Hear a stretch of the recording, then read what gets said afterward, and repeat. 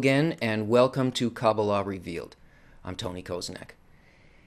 In this lesson, we're going to look at the four levels that exist in nature: the inanimate, vegetative, animate, and human.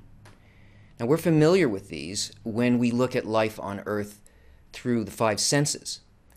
But because reality is constructed in the form of root and branch, that is, because there's a causal level of force that's hidden from those senses, what we are able to see and sense is only the result of that force.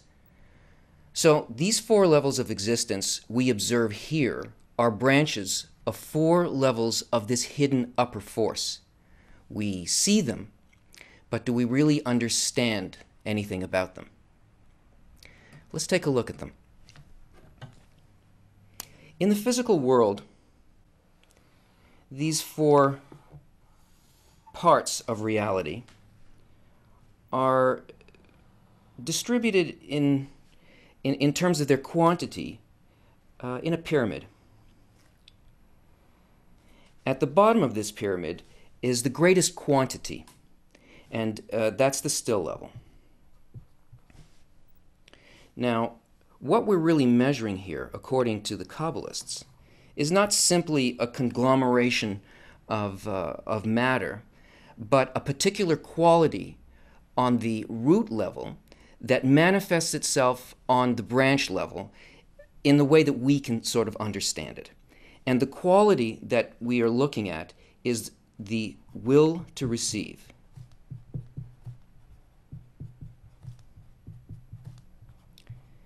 This is the only thing that exists in the physical world, so everything that we see here is an expression of that.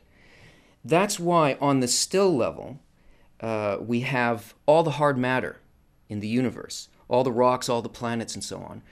And they have the greatest number of things are in the still, because the still only has a tiny amount of will to receive, only this level here. It hardly has any will to receive.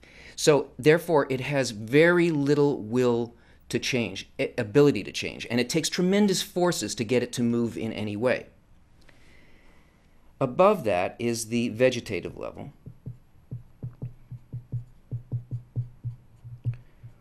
All of the organic plant matter.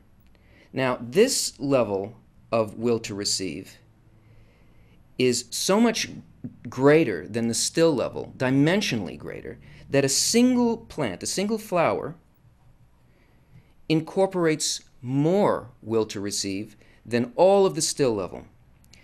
And because it has this extra dimension of the desire to receive, it also has the ability to grow. It can make a determination between what's good for it and what's bad for it, and it grows in a very limited way towards the sun, and taking certain elements from the earth and so on. It's a simple form of life.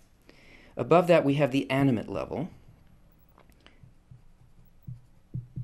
Now, the animate level has one animal, say a fly, has more will to receive than all of the still and vegetative levels combined.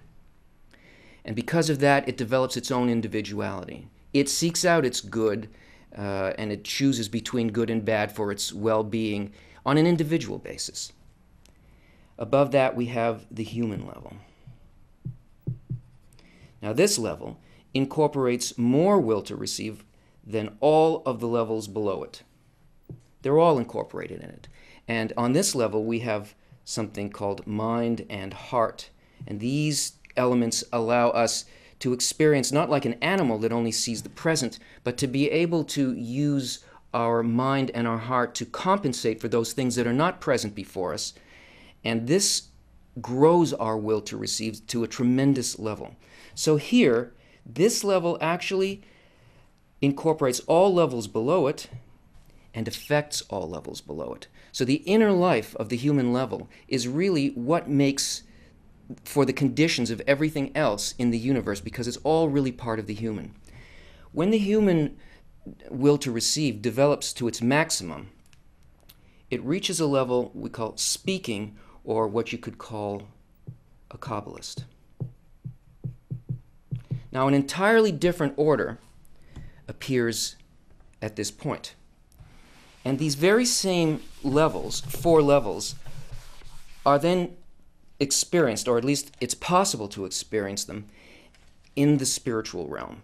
And here we see them laid out in a slightly different way, because we're not just dealing with the quantity of one quality, but with a comparison of quantity against quality. Here, the still, animate, vegetative, and speaking go by different names. And you'll see them in scriptures. The still level is called palaces. The vegetative is called robes. The animate is called angels. And the speaking level is called souls. And they're made up of a ratio of 2 qualities: the will to receive and the will to bestow.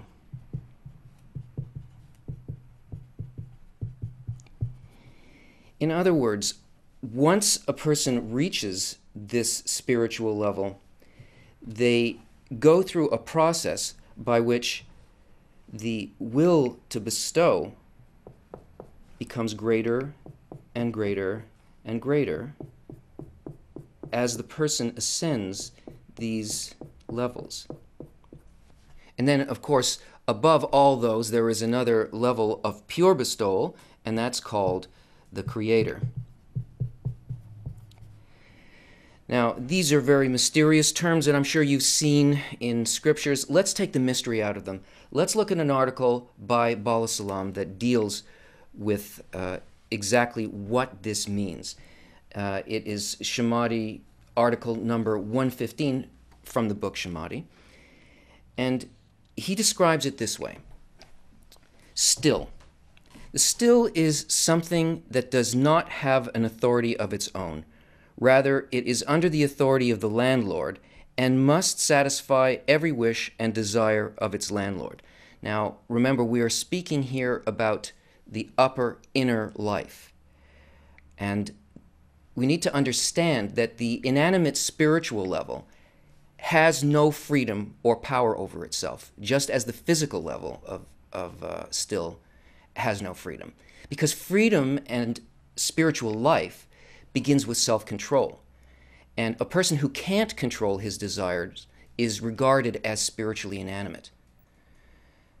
Now, a person who strives for the Creator will eventually come to a state where he clearly sees that he has no power over his nature.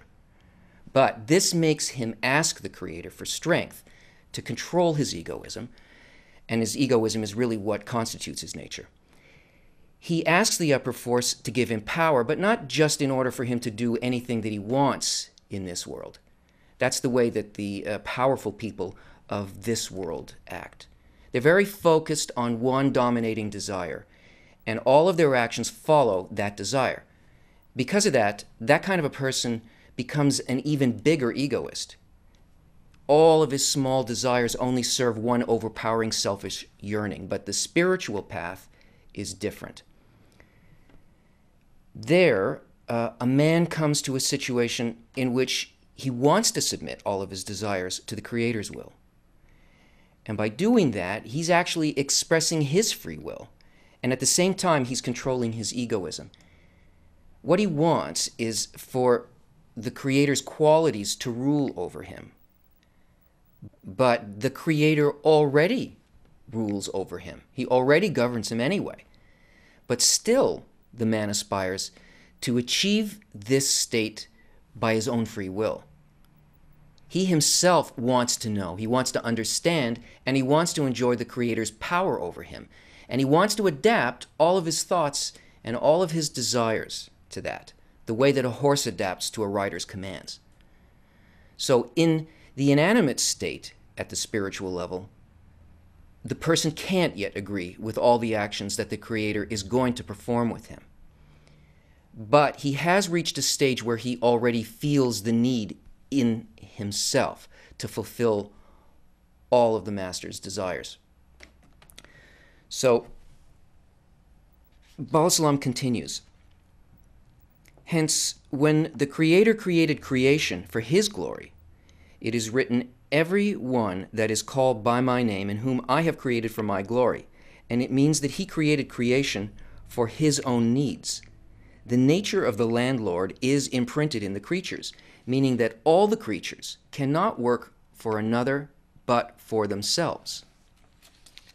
So, since the Creator created all creatures for His own sake, His nature is imprinted in them. And this means that each created being also does everything for its own sake.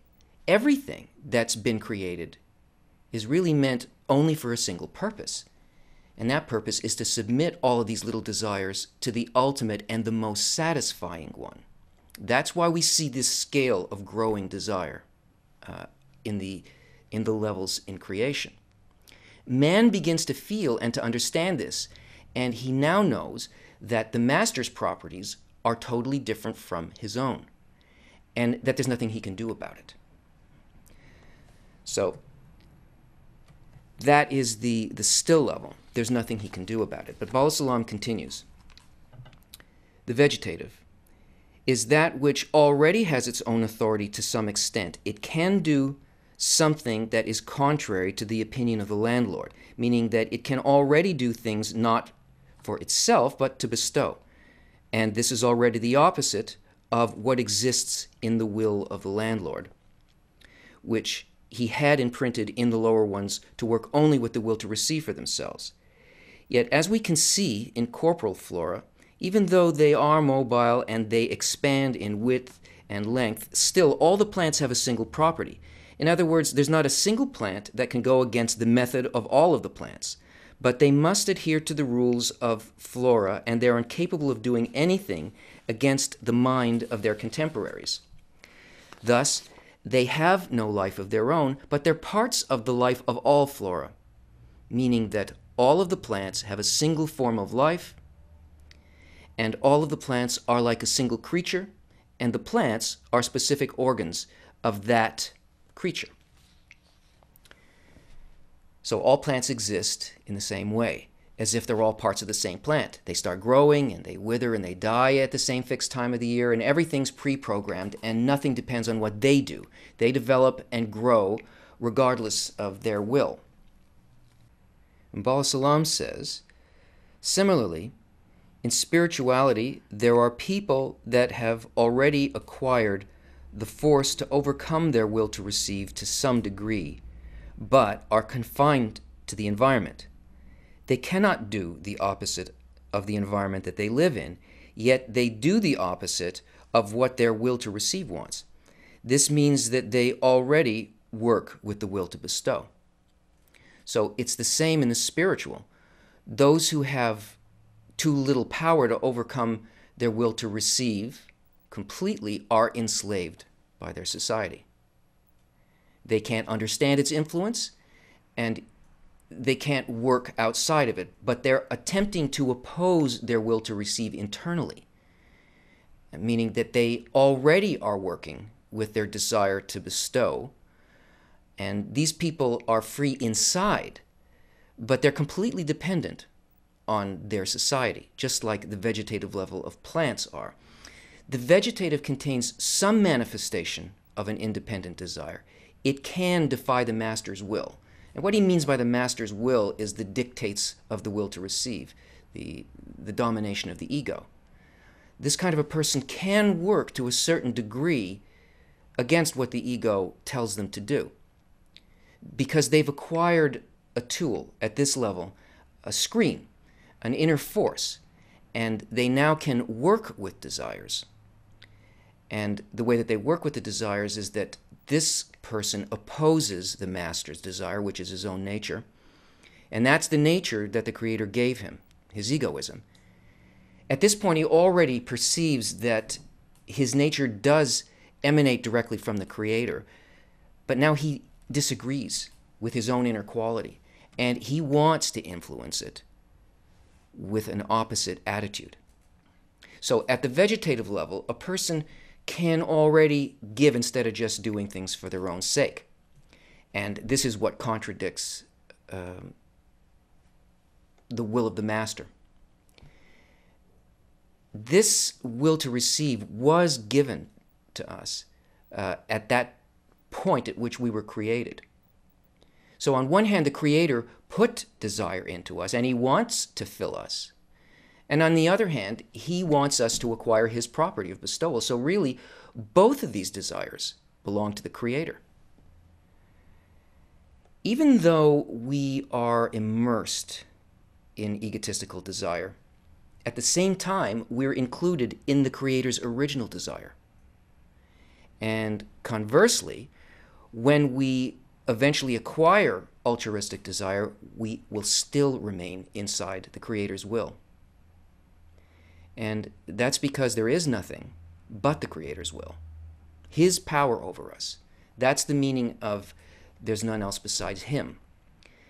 But a person can choose which power, which force he's going to submit to. I mean, which aspect of the Creator's desire is going to influence him. He can choose one of the two. So why don't we then feel these two desires equally? In higher reality, when we enter the spiritual world and we begin ascending, we ascend in the middle line, so that these two choices, whether to be under the power of egoism or under the power of altruism, at that point, they're perceived by us as equivalent. And this state is referred to as klipat noga, which is between bestowal and reception. Sometimes we belong to one, and sometimes we belong to the other. And that really is what man is like. So what he needs to do is to place himself in a neutral position between the properties of bestowal and reception.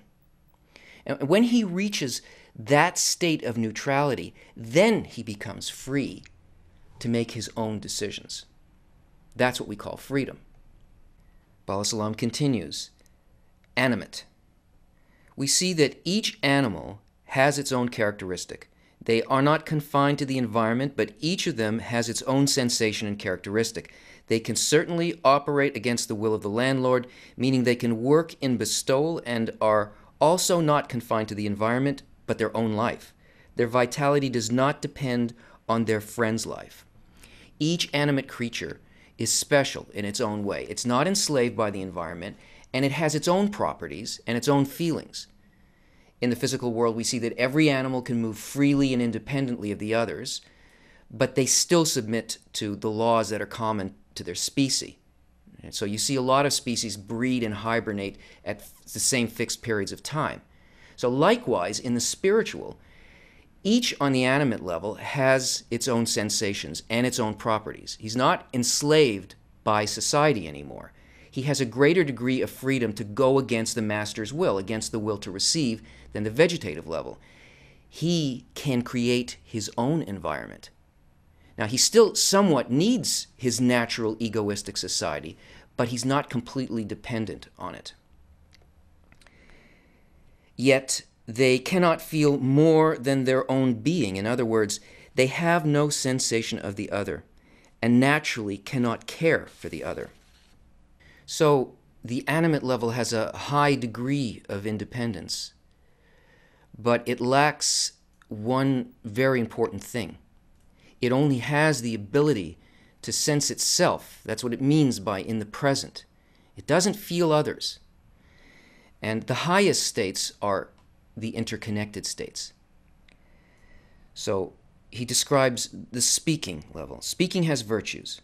1, it acts against the will of the landlord. 2, it is not confined to its contemporaries like the vegetative, meaning it's independent from society.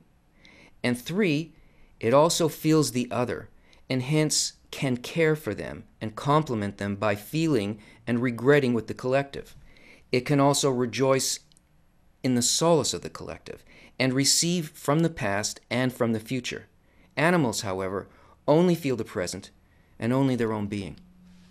In other words, 1, he can completely defy the master's will. He can bestow rather than receive. 2, unlike plants, he doesn't depend on other people In other words, he doesn't depend on his environment to fill him. 3, he feels others so he can take care of them and satisfy their needs. And that's what bestowal is. He has the capability to do pretty much what the Creator does. And his relationship to his society is that of an adult. He can create a society, and within that society, he can act completely against the master and create a society which is purely altruistic. And as he begins to nullify his egoistic properties, he finds himself increasingly interconnected with the society by choice. And he discovers that there is a true equality between him and the whole. And this is the level of absolute love, when man becomes equal to the Creator. He can share the suffering of society, which means that he acquires their desires, their empty vessels. He also shares their joys, which means that now he can fill their needs with the light within himself, so that all of society will feel it. By doing this, man rises to the root of his soul, and he includes all other souls. And in the likeness of the collective soul, Adam, he corrects all of them. Now, the others don't feel this correction yet, but the person at this level corrects the part of him that's in all of them. And by attaching them to himself as the corrected part of himself, he can reach his individual final correction.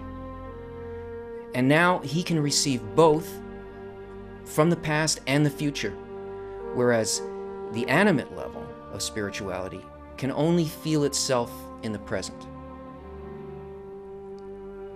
Join us again.